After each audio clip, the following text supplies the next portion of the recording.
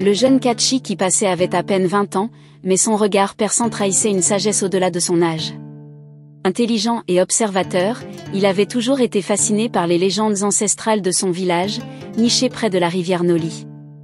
Chaque coucher de soleil, alors que les couleurs flamboyantes peignaient, le ciel qui passait s'assit pour prier, contemplant le fleuve paisible et les collines environnantes. Un jour, une étrange maladie s'abattit sur son peuple.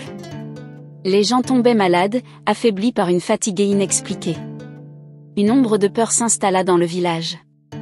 Des murmures parlaient d'une malédiction, d'un esprit vengeur qui Kachi, refusant de céder à la panique, observa attentivement.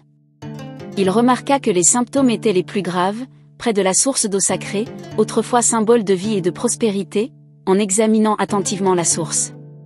Il découvrit de petites créatures, des larves se multipliant dans l'eau. Il comprit alors que l'eau était contaminée. Sa connaissance des plantes médicinales héritées de sa grand-mère lui permit d'identifier une plante capable de purifier l'eau, mais il savait qu'il lui fallait agir vite car la maladie se propageait rapidement qui passait rassembla les villageois. Il leur expliqua ses découvertes avec calme et assurance, démontrant la présence des larves. Au début, certains furent sceptiques. Mais la gravité de la situation et la détermination du jeune homme les convainquirent. Ensemble, ils purifièrent la source d'eau avec la plante médicinale.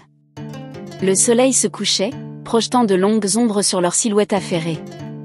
Leur coopération était un spectacle magnifique sous le ciel flamboyant. Les jours suivants, les villageois se rétablirent, la maladie s'estompa, laissant place à un sentiment de soulagement et de gratitude. Kachi était devenu un héros, non pas par la force physique, mais par son intelligence, son observation et son courage. Son histoire devint une légende transmise de génération en génération, une preuve que même un jeune homme peut sauver son peuple face aux dangers visibles et invisibles, et que la sagesse, la connaissance et la foi en ses ancêtres peuvent vaincre les plus grandes épreuves.